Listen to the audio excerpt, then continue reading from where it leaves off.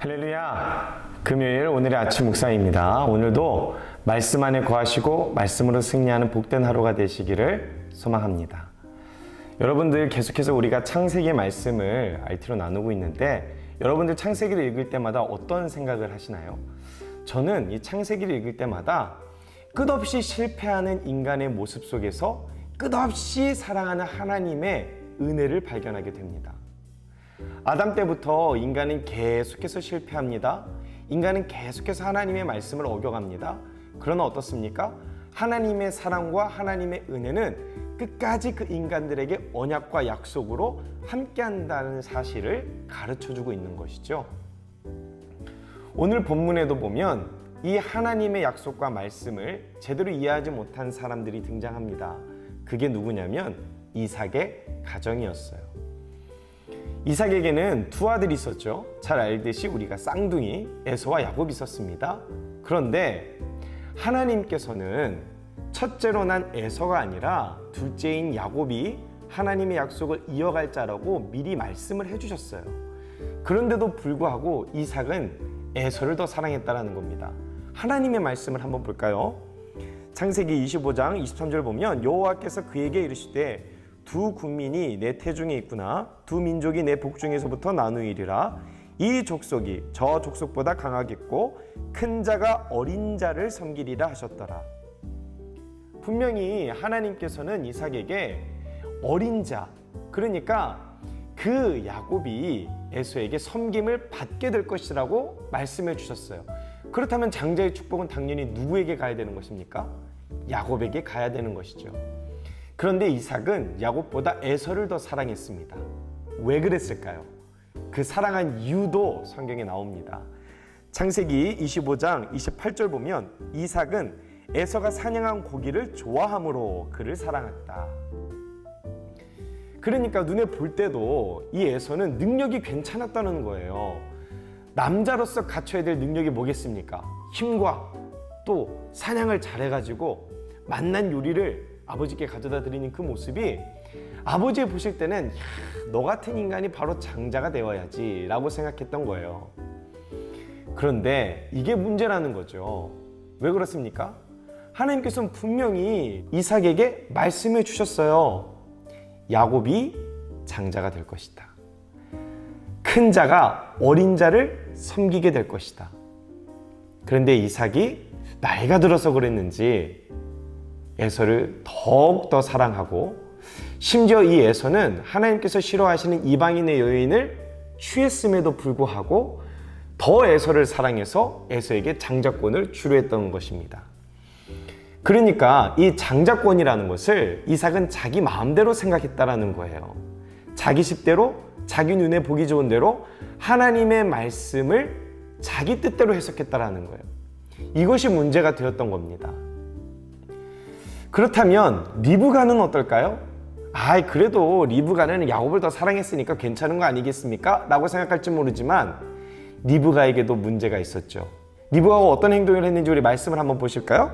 창세기 27장 8절에서 10절 보면 그런즉 내 아들아 내 말을 따라 내가 내게로 명하는 대로 염소떼에 가서 거기서 좋은 염소 새끼 2마리를 내게로 가져오면 내가 그것으로 네 아버지를 위하여 그가 즐기시는 별미를 만들리니 네가 그것을 네 아버지께 가져다 드려서 그가 죽기 전에 내게 축복하기 위하여 잡수시게 하라.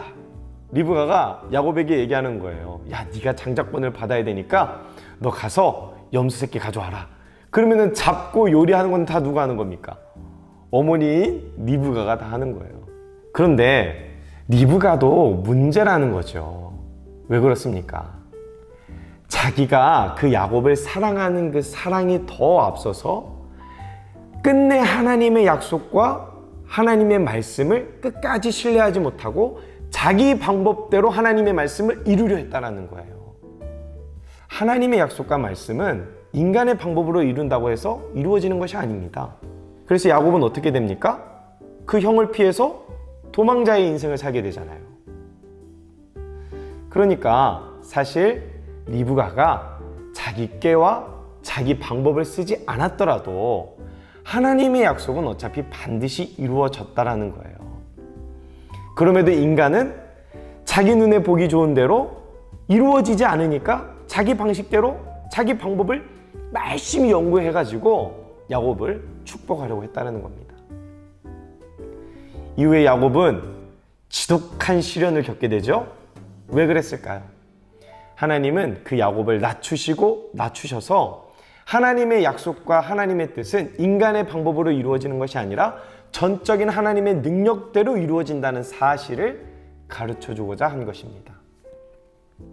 사랑하는 성도 여러분, 우리 인생도 마찬가지입니다. 우리 인생도 내 인생을 해석하고 내 인생을 바라볼 때 내 방식과 내 방법대로 해석하는 것은 무의미한 일입니다. 그러나 하나님께서 약속하신 그 하나님의 방법대로 우리가 인생을 이해한다면 우리 인생은 참되고 복된 인생이 될 줄로 믿습니다. 때로는 당장 내 눈앞에 보이는 현실이 어렵고 답답하고 깨달아지지 않는 그 어려움과 시련 가운데 무너질 때가 있다 할지라도 그럼에도 여러분 꼭 기억하십시오. 하나님의 약속은 반드시 이루어진다는 사실입니다.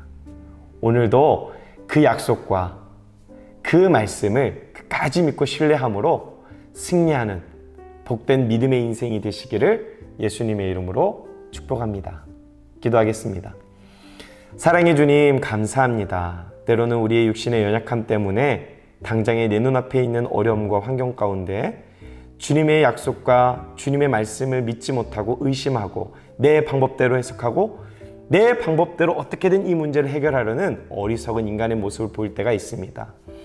그럼에도 불구하고 하나님 오늘 말씀을 통해서 우리가 이제는 내 욕심을 내려놓고 내 방법 내려놓고 온전히 하나님을 믿고 신뢰하는 믿음으로 살아가는 복된 인생 되게 하여 주시옵소서. 그래서 마침내 이루실 그 하나님의 약속이 우리 삶 가운데 귀한 간증이 되게 하여 주옵소서. 살아계신 예수님의 이름으로 기도드렸습니다. 아멘.